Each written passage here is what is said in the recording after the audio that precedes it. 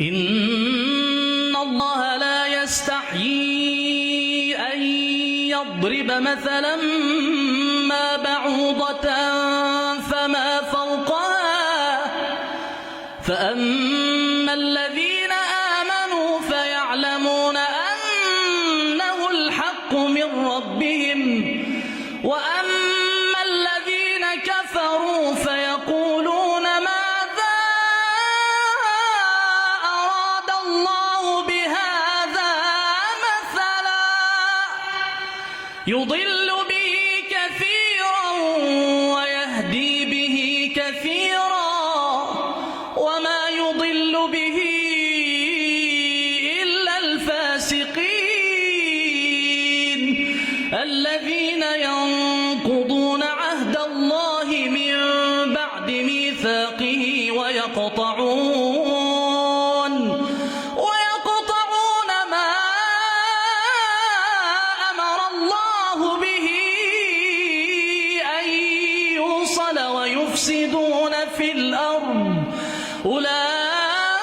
أولئك هم الخاسرون كيف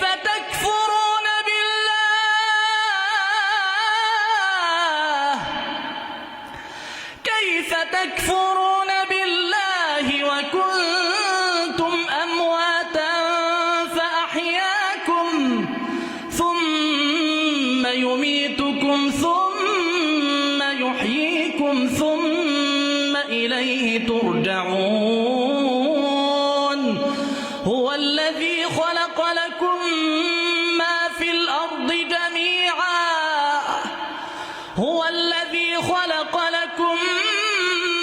الأرض جميعا ثم استوى إلى السماء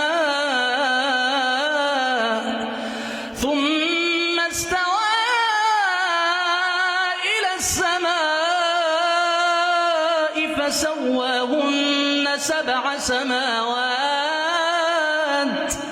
وهو بكل شيء عليم